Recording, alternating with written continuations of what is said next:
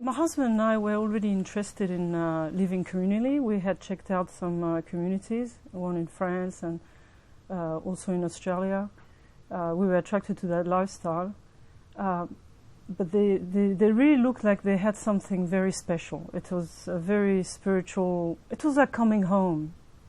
That's what we both, it was both our experience. That's what we shared at the beginning. Wow, I feel like we're home. And well, we met them in November '96 at the Newtown Festival, where they had a little cafe, which we never saw, but my husband got given a pamphlet, which were, I believe, very targeted to how he looked.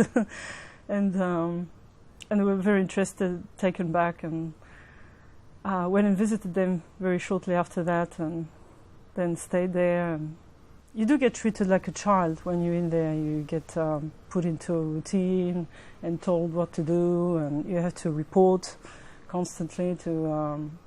your time is not your own anymore, because you're totally devoted. So I wanted to better myself. I wanted to be a better person. I was very idealistic. I wanted to change the world.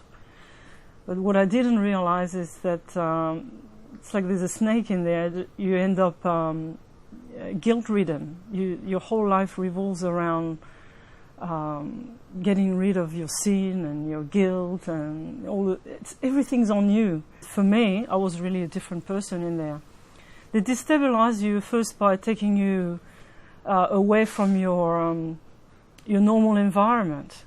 You're not allowed to dress the way you would dress. That's behavior control. You don't dress like you, and you're not, like we said, talk like you normally talk. And your time is all. You've seen the schedule. It's a very rigid schedule.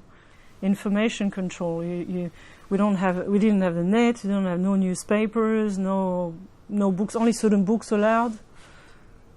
No TV. No TV. You have thought control, where you have the teachings constantly repetitive, and also the singing. It's like I don't know. In other groups they have chanting. We didn't chant, but we sung. Every morning, every evening, and it puts you in a kind of a lull state. It's like a trance state, and it makes you more vulnerable to indoctrination. You have to give up everything. You give up the way you think. This is wrong, and how is this possible? Well, they use the Word of God. That's one thing that they use a lot.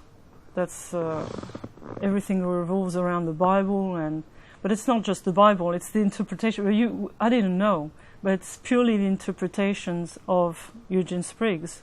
First of all, I would like to say to you that with all of our heart and all of our soul, everything in us, we want to do our Father's will in heaven. And we want His name to be great upon the earth. At first, when I was a guest, they never told me about him. And then after that, I just heard bits and pieces. You just hear it from teachings and little things that people say. That is one of the brothers. The men are called brothers there, and he's one of the older brothers, which means one of the leaders, which is a lie. He's like a guru there, and he would kick anybody out that doesn't agree with him. I've heard from other members that they knew all along that he called all the shots, but for me, I was so indoctrinated, I was so under influence that I had no idea. And that is the strange thing, because while you're in there, you think you know everything about the group that you're in. And it's amazing once you come out. This was part of the first intervention I had. And intervention is when you have people coming over and give you some information about your group and the leader in there. And that's when I realized. And then I looked on the net and I heard all the stories from people that had been leaders higher up. And just to find out that all the teachings are written by him, I was flabbergasted. I was told that there was a measure of discipline, but I never knew. They don't tell you. But once you're in, they start training you to how to be with your children. And I couldn't believe how much I had to physically chastise because Eugene Spriggs teaches that children have to obey on first command. If they don't, you have to chastise them, which they call discipline. We had a rod about this long. It's very thin and pliable, but and you strike a few times on the hand, on both hands, or on the bottom. Or we had also this these thicker ones are for the bottom. Yeah, when you get up in the morning, going to, like I said, not making their beds, or they don't get dressed fast enough, or they talk back. There's so many occasions, so many things. Then at the breakfast table, they might complain. Not allowed to complain. So, look, at least like in one day it would be like 5, 10 times, 15 times. I tell you it's for the benefit of the child, otherwise it brings out. But I had such a hard time. I cried a lot. I used to cry and cry and cry, but I couldn't.